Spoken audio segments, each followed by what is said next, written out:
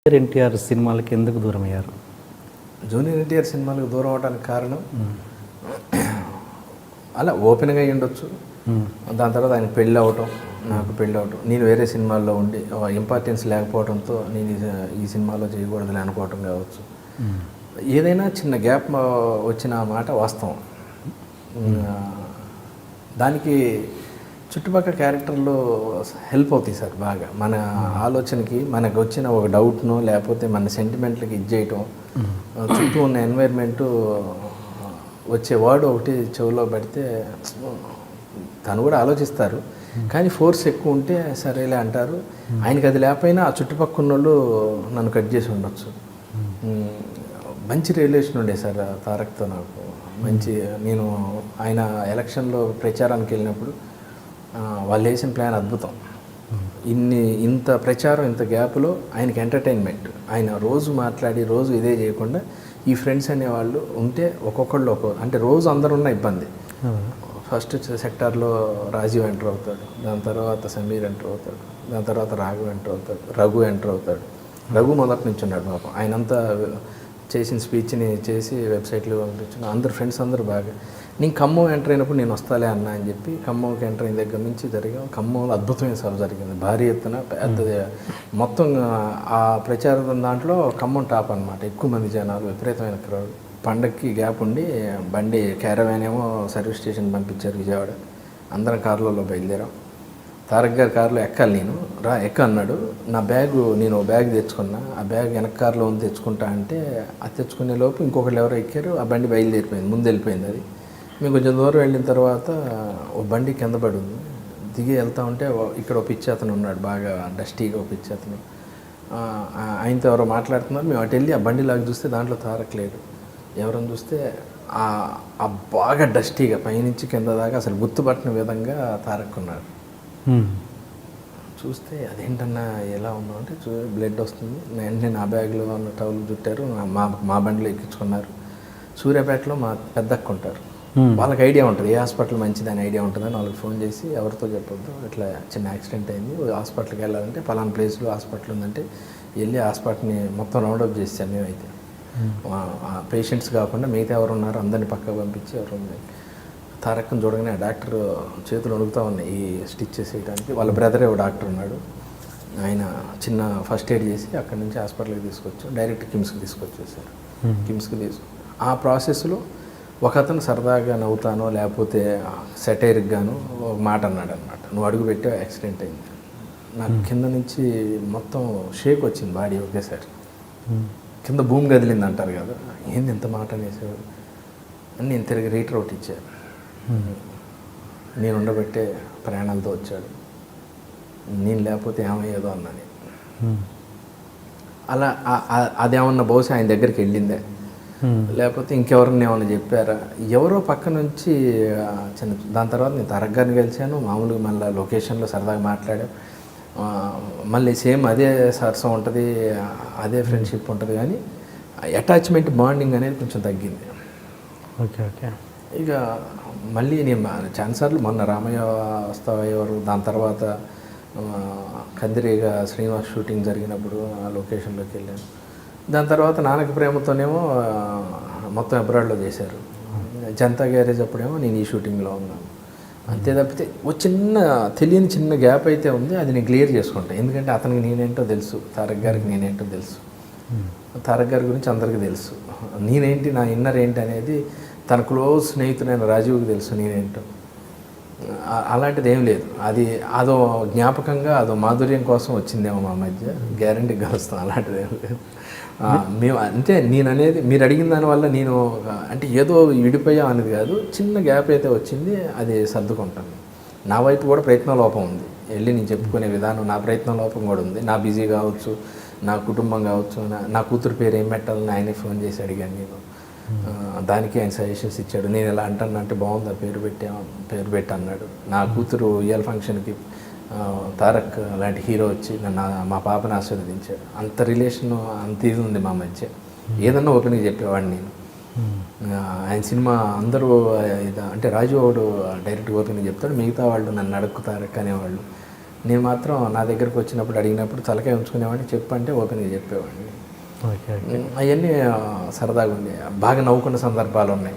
నరసింహుడు అనే సినిమా యాక్చువల్గా release late అయింది. అందరం తారక్ వాళ్ళ ఇంట్లోనే ఉన్నాం సరదాగా. సినిమా రిజల్ట్ ఏంటి అన్న టెన్షన్లో ఉన్నాం. అంటే జనరల్గా ఏంటంటే అంత పెద్ద మాస్ హీరో సినిమా పొద్దున్నే పడిపోద్ది, ఫ్యాన్ షోలు అలాంటి. ఆ సినిమా కొంచెం లేట్ అయింది. అందరం వెయిటింగ్, రిజల్ట్ కోసం వెయిటింగ్. నాకు ఖమ్మం నుంచి రిపోర్ట్ వచ్చింది.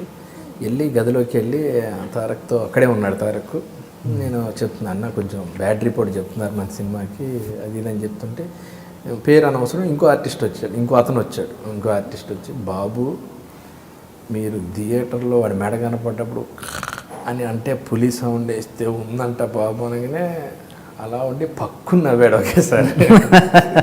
అబ్బా జరిగింది ఏంటని అని సరదాగా అట్లా సరదాగా అయిపోయింది అనమాట. ఆ టెన్షన్ పోయింది, అందరం పోయి మళ్ళీ పార్టీ మూడ్లోకి వచ్చాం. ఓకే అయిపోయింది. అంత క్లోజ్ రిలేషన్ ఉండేదండి, ప్రతిదీ బాగా క్లోజ్ రిలేషన్ ఉండేది. ఏమైనా ఆయన పెళ్ళి అవ్వటం, చిన్న ఆయనకి ఫ్యామిలీ బాండింగ్ ఏర్పడటం, అంతకుముందు అందరం కలిసి ఉండేవాళ్ళు బాగా. పెళ్ళైన తర్వాత కూడా మిగతా అందరితో కూడా కొంచెం రిజర్వ్ అయింది. నాది ఏం కాదు సార్, అది ఎంత మామూలే, వెళ్ళి మళ్ళీ ఒక 2 నిమిషాలు గ్యారెంటీ ఉంది. హాస్పిటల్లో మీరు రిటైర్డ్ మాట్లాడింది ఒక ఆర్టిస్ట్తోనేనా? ఆర్టిస్టా లేకపోతే మామూలుగా కామన్ ఫ్రెండ్. ఓకే. అంటే మామూలుగా ఇండస్ట్రీలో అనుకునేది ఏంటంటే జూనియర్ గురించి, ఎన్టీఆర్ గురించి ఇక్కడి మాటలు అక్కడ చెప్పారు శ్రీనివాస్ రెడ్డి, అక్కడి మాటలు ఇక్కడ ఎన్టీఆర్కి చెప్పారు, అందువల్లనే కొంచెం దూరం పెట్టారు అన్నది ఒక టాక్. ఎంతవరకు నిజం? ఏమో మరి, అదైతే నా దాకా రాలేదు.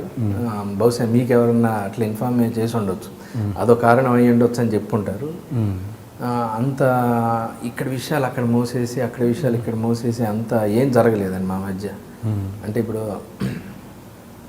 ఏదన్నా ఒక ప్లాన్ అనుకుందాం, ఉదాహరణకు ఇంకో ఏదైతే అవతల అనేది ఏందో తెలియదు, ఇక్కడ విషయాలు అక్కడ అనేది అక్కడెక్కడ అనేది తెలుసు, ఇక్కడ అనేది మనకు క్లారిటీ ఉంది. ఎన్టీఆర్ గారి విషయాలు ఇక్కడ విషయాలని, అక్కడ అనేది క్లారిటీ. మీకు ఏమైనా ఐడియా ఉందా సార్? అక్కడ అనేది లేదు.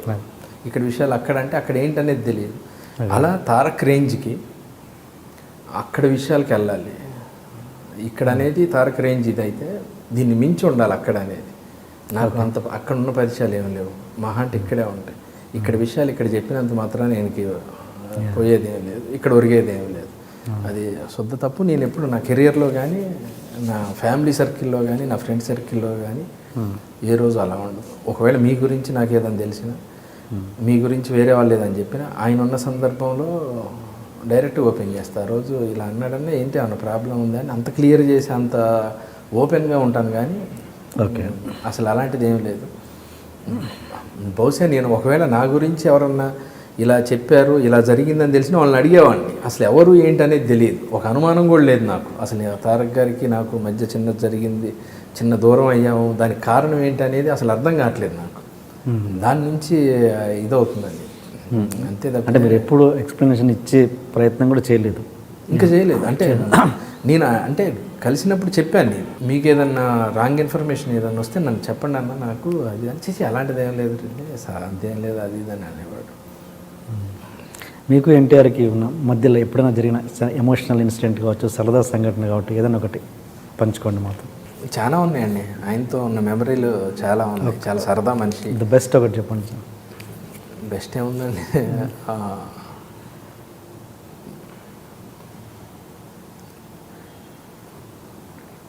యమదొంగలో ఆ సీన్ జరుగుతున్నప్పుడు సర్కిల్ అంతా అక్కడే ఉంది దరిదాపు. నేను లేను ఆ రోజు ఆ లొకేషన్లో. మెమరబుల్ మర్చిపోలేదంటే నేను చిత్రగుప్తుడు, యముడేమో రాజీవ్ కనకాల, జూనియర్ ఏమో మా ఇంకో యముడు క్యారెక్టర్. వజ్రోత్సవాలు జరిగే టైంలో అనుకోండి స్టేజ్ మీద చేసాం. జరుగుతున్నప్పుడు యాక్టింగ్ చేస్తున్నాం, నేను చిత్రగుప్తుడు, ఆయన యముడు, ఈయన వచ్చి చేస్తున్నప్పుడు మంచి మూమెంట్లో ఉన్నప్పుడు మైక్ ఊడిపోయింది. ఎవరిది? ఎన్టీఆర్ గారు. ఓకే. నేను అది చెప్పడానికి భయపడుతున్నా, తారక్ చెప్పడానికి. నేను దాని మీదే ఉంది నాకు మైక్. నీ క్యారెక్టర్ మర్చిపోయా, నీ చిత్రగుప్తురాన్ని మర్చిపోయా, అయ్యో రాజీవ్ జల్దీ అంటే రాజీవ్ ఇంటెన్షన్ తీసుకొని ఒక నిమిషం అయిపోయింది అంటే మళ్ళీ పెట్టుకొని ఇంకోసారి చెప్పమంటారా అన్నాడు. విజిల్స్ గోల అసలు పులకరించిపోయినాయి. ఒకేసారి రోమాలను ఎక్కిపరుచుకున్నాయి. ఒక డైలాగ్, ఒక పాట విన్నాడంటే, ఇట్లా సినిమాలో పాట విన్నాడంటే పాట నాన్ స్టాప్ పాడుతుంది. ఆలోచన విధానం టేప్ రికార్డులో పెట్టి ఫార్వర్డ్ బటన్ కొడితే ఎంత ఫాస్ట్ వెళ్ళిపోద్దో అంత ముందు, మనకన్నా ముందు ఆలోచిస్తాడు. చాలా మెమరీ, చాలా తెలివైనవాడు. బాగా ఇది అదే నమ్మకం, ఆ నమ్మకమే నాకు గ్యారంటీగా. మళ్ళీ వెళ్ళి మాట్లాడితే ఒకసారి కూర్చొని ఓపెన్గా బట్టలు ఇప్పుకొని మాట్లాడితే మనసు ఇప్పుకొని అన్నీ జరిగిపోతుంది. చాలా మెమరీస్ ఉన్నాయండి. ఒక ఎపిసోడ్ అవుతుంది. Any emotional thing? చాలా ఉన్నాయండి ఎమోషన్స్. ఆయన లైఫే ఎమోషన్తో స్టార్ట్ అయింది. క్రికెట్ ఆడుతూ ఉండేవాళ్ళం మధురానగర్లో రాజీవ్ వాళ్ళ ఇంట్లో. అంబాసిడర్ కార్ వేసుకొని వచ్చాడు ఒకసారి, అందరినీ సరదాగా రమ్మన్నాడు. లేదులే తారక్, చిన్న పని ఉందని రాజీవ్ ఏదో అన్నాడు. ప్రతి ఒక్కళ్ళు నాకు దూరంగా ఉండాలని చూస్తారని కారు ఎక్కి వెళ్ళాడు. అందరం పోదామని బయలుదేరాడు. ఒక అరగంట సేపు చిన్న ఎమోషన్, దాని తర్వాత మళ్ళీ మామూలే. చాలా ఎమోషనల్ మనిషి. స్పందించే హృదయం అంటారు కదా, ఎవరికన్నా ఏదన్నా అయిందన్నా కానీ వెంటనే రెస్పాండ్ అవుతాడు. తన ఫ్యాన్స్కి ఏదైనా జరిగిందన్నా, ఎవరికన్నా ఏదైనా ప్రాబ్లం వచ్చిందన్నా, తనకి యాక్సిడెంట్ జరిగిన ప్లేస్లో ఆ సైడ్ అది పెట్టించడం కానీ అన్నీ బాగా ఎమోషనల్గా బాగా ఇది తనకి అన్నీ బాగా తెలుసు. అది ఎలా అయిందండి యాక్సిడెంట్? యాక్చువల్గా అది డీప్ కర్వ్ సార్. తను అంటే ఆ ప్లేస్లో ఇలా ఇలా ఇలా ఉంటుంది అన్నమాట. అప్పటికి మ్యాక్సిమం తీసుకున్నాడు. ఆ టర్నింగ్లో సఫారీ కరెక్ట్గా కట్ అయ్యే టైంకి ఇట్లా కొట్టేసింది. పక్కనే పెద్ద బాబు ఉంది సార్. అంటే దేవుడు ఉన్నాడంటారు. అదే కొంచెం ముందు కట్ అయితే డైరెక్ట్ బావిలో పడేది బండి వెళ్ళి. లోన్ ఇంకా ఉన్నారు, ఒకళ్ళిద్దరు ఉన్నారు. రాజీవ్ రోల్ అయ్యాడు లోన్. ఇంకో పెద్ద అని మా ఫ్రెండ్ ఒక ఆయన ఉన్నారు, ఆయనకు కూడా తలకి దెబ్బ తగిలింది. తారక్కేమో ఇక్కడ స్టిచ్చెస్ పడ్డాయి. ఆ టైంలో అది జరగకూడదు, జరిగింది. ఎనివే మళ్ళీ మీరు కలిసి సినిమాలు పనిచేయాలి. చేస్తాం సార్, అలాంటిది ఏం లేదు, సమస్య లేదు. తారక్ గారితో అంటే తారక్ అంటానికి కూడా రావట్లేదు. ఎక్కువ అన్న అని పిలుస్తూ ఉంటాను నేను, చిన్నోడైనా కానీ. ఎందుకంటే సార్ చుట్టుపక్కల ఆయన పెద్ద హీరో. అలా మాట్లాడిన వాళ్ళందరూ కూడా కొందరు ఇదే ఏం తారక్ ఏంటి అన్నోళ్ళు అందరూ కూడా పక్కన కూర్చున్న వాళ్ళే. ఎందుకంటే ఆయన ఇమేజ్ కానీ పబ్లిక్లో మీకు తెలుసు, నేనేంటో నాకు తెలుసు. అయినా కానీ మనం బయట మన ఇద్దరం బాగా ఫ్రెండ్స్ అయినప్పుడు, మనం మామూలుగా బయట ఉన్నప్పుడు, ప్రొఫెషనల్లో ఉన్నప్పుడు టీఎన్ఆర్ గారు ఏంటండి అన్న, మీరు శ్రీనివాస్ రెడ్డి గారు అన్నారు, లేకపోతే సారో లేకపోతే అన్నో, నాకన్నా చిన్నోడైనా అన్నా కానీ నేను ఏంటన్నా అది కాదన్నా అంటా ఉంటా, అన్న